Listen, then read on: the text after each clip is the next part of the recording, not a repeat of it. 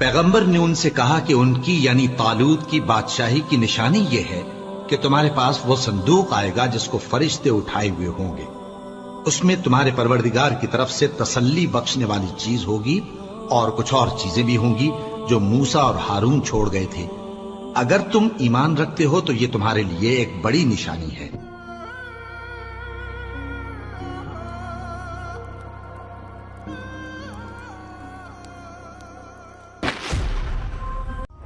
औज़ु बिल्लाहि मिनश्शैतानिर्रजीम बिस्मिल्लाहिर्रहमानिर्रहीम। शुरू अल्लाह के नाम से जो नहायत ही मेहरबान और रहम करने वाला है। मोमिनों के दिलों में सुकून और करार पैदा करने वाला एक ऐसा करामाती संदूक कि जिसका ज़िक्र अल्लाह ताला ने कुरान मजीद में भी किया है। इसका ज़िक्र अल्लाह रब्बुल इज़्ज़त ने कुरान मजीद में ताबूत सकीना के नाम से किया है। और ये संदूक आज जिसको हासिल करने के लिए यहूदी इस कदर भाग दौड़ में लगे हुए हैं कि आज वो इस मुबारक और मुक़द्दस संदूक को हासिल करना चाहते हैं, क्योंकि अगर वो इसको हासिल करने के लिए इस पूरे जहान को भी जला दें तो उनको कोई परवाह नहीं। तो आज की इस वीडियो में हम आपको बताएंगे कि ये ताबूत सकीना क्या चीज़ है और इसका ज़िक्र अल्लाह रब्बुल इज़्ज़त ने अपनी लारैब किताब कुरान मजीद में भी क्यों फरमाया है, और ये ताबूत सकीना आखिर बना किस चीज़ से हुआ था, और इसके अंदर ऐसी क्या चीज़ मौजूद है कि जिसको हासिल करना आज यहूदियों का सपना बन चुका है। प्यारे दोस्तों, तो हम आज आपको इस वीडियो में इन तमाम तर सवालों के जवाब कुरान और हदीस की रोशनी से बताएंगे। बस गुजारिश यही है कि आप एंड तक हमारे साथ इस वीडियो में जुड़े रहिए और देखिए कि ये ताबूत सकीना आखिर चीज़ क्या है और इस ताबूत सकीना को हासिल करने के पीछे मकसद क्या था। तो चलिए मेरे भाइयों, बगैर देरी किए हम इस बात को शुरू करें। ये संदूक ऐसी रहमतों और बरकतों का ख़ज़ीना था कि जब मुजाहिदीन जंग लड़ने के लिए जाते और उनके दिलों में जब खौफ तारी हो जाया करता था, उनके दिलों में जब बेचैनी लग जाती थी, तो उस वक़्त वो इस संदूक को अपने आगे रख लेते थे और उसको आगे रखने की वजह से उसके दिल चट्टानों की तरह मजबूत हो जाते थे। और इस संदूक से नस्रुम मिनल्लाहि व फतहुन करीब की बशारत उज़्मा सुनाई देने लगती थी और इसकी बदौलत वो मुसलमान कामयाबी और फतेह हासिल कर लेते थे। ये संदूक कि जिसका नाम ताबूत सकीना है, ये शमशाद की लकड़ी का एक संदूक था कि जो हज़रत आदम अलैहिस्सलाम पर नाजिल हुआ था और ये आपकी आखिरी ज़िंदगी तक आपके पास ही रहा। फिर बतौर मिरास यके बाद दीगर आपकी औलाद को मिलता रहा, यहाँ तक कि ये हज़रत याकूब अलैहिस्सलाम को मिला और आपके बाद आपकी औलाद बनी इसराइल के कब्ज़े में रहा और हज़रत मूसा अलैहिस्सलाम को मिल गया, तो आप इसमें तौरात शरीफ और अपना ख़ास सामान रखने लगे। ये बड़ा ही मुक़द्दस और बाबरकत संदूक था कि बनी इसराइल जब कुफ़ार से जिहाद करते थे और कुफ़ार के लश्करों की कसरत और उनकी शौकत देखकर सहम जाते और इनके सीनों में दिल धड़कने लगते, तो वो इस संदूक को अपने आगे रख लेते थे। तो इस संदूक से ऐसी रहमतों और बरकतों का ज़हूर होता कि मुजाहिदीन के दिलों में सुकून और इत्मीनान का सामान पैदा हो जाता था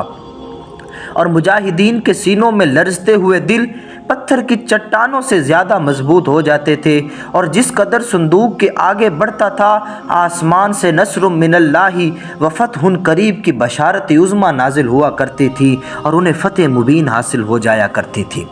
मेरे दोस्तों, बनी इसराइल में जब कोई इख्तलाफ पैदा होता था तो लोग इसी संदूक से फ़ैसला करवाते थे और संदूक से फ़ैसले की आवाज़ और फतेह की बशारत सुनी जाती थी। बनी इसराइल इस संदूक को अपने आगे रख कर और इसको वसीला बनाकर दुआएं मांगते थे, तो उनकी दुआएं मकबूल होती थी और बलाओं की मुसीबतें और वबाओं की आफतें टल जाया करती थी। अलगर्ज़ कि ये संदूक बनी इसराइल के लिए ताबूत सकीना यानी बरकत और रहमत का ख़ज़ीना और नसरत खुदाबंदी के नज़ूल का नहायत मुक़द्दस और बेहतरीन ज़रिया था। मगर जब बनी इसराइल तरह तरह के गुनाहों में मुलव्वस हो गए और उन लोगों में मासी और तुग़यानी और सरकशी اور عصیان کا دورہ دور ہو گیا، اور ان کی بدعمالیوں کی نحوست سے ان پر خدا کا یہ غضب نازل ہو گیا کہ قوم عمالقہ کے کفار نے ایک لشکر جرار کے ساتھ ان لوگوں پر حملہ کر دیا۔ ان کافروں نے بنی اسرائیل کا قتل عام کر کے ان کی بستیوں کو تخت و تاج سمیت گرا دیا، اور ان کی عمارتوں کو توڑ پھوڑ کر سارے شہر کو تہس نہس کر ڈالا، اور اس متبرک صندوق کو بھی اٹھا کر لے گئے، اور اس مقدس تبرک کو نحوستوں کے کوڑے خانہ میں پھینک دیا۔ لیکن اب یہ بے ادبی کا قوم عمالقہ پر یہ وبال پڑا کہ یہ لوگ طرح طرح کی بیماریوں اور بلاؤں کی ہجوم میں جھنجھوڑ دیے گئے۔ چنانچہ قوم عمالقہ کے 5 شہر بالکل برباد اور ویران ہو گئے، یہاں تک کہ ان کافروں کو یقین ہو گیا کہ یہ صندوق رحمت کی بے ادبی کا عذاب ہم پر پڑ گیا ہے، تو ان کافروں نے آنکھ کھول گئی۔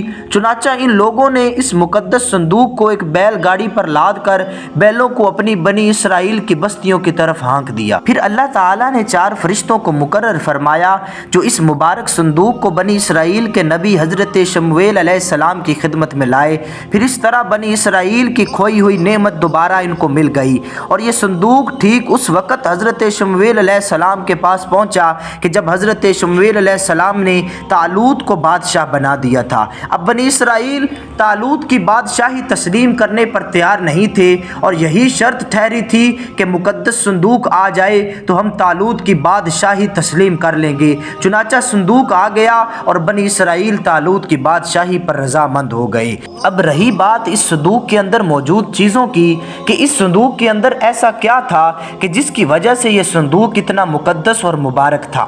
تو اس مقدس صندوق میں حضرت موسیٰ علیہ السلام کا عصا اور ان کی مقدس جوتیاں، اور حضرت ہارون علیہ السلام کا امامہ، اور حضرت سلیمان علیہ السلام کی انگوٹھی، اور تورات کے تختوں کے چند ٹکڑے، اور کچھ من و سلوہ، اس کے علاوہ حضرات انبیاء کرام علیہم السلام کی صورتوں کے حلیے وغیرہ سب سامان اس میں موجود تھے۔ بس یہی ایک وجہ تھی کہ جس وجہ سے اس صندوق کو اتنا مقدس اور مبارک سمجھا جاتا تھا، اور اس صندوق کو اتنا مبرک بنایا گیا، اور اس کی بے ادبی کرنے کی وجہ سے ان قوموں پر عذاب نازل ہوئے۔ اور اب یہ صندوق اس وقت ہیکل سلیمانی نام کے ایک عمارت کے اندر ہے کہ جس کے اندر اس کو حاصل کرنے کے لیے قوم اب اس سے جنگ کر رہی ہے، اور اس سے مسجد اقصیٰ کو یہ توڑ پھوڑ کر مسمار کرنا چاہتی ہے، اور یہ قوم اب ساری اکٹھی ہو کر اس لیے فلسطینیوں اور مسلمانوں پر ظلم کر رہی ہے تاکہ ہم اس چیز کو نکال کر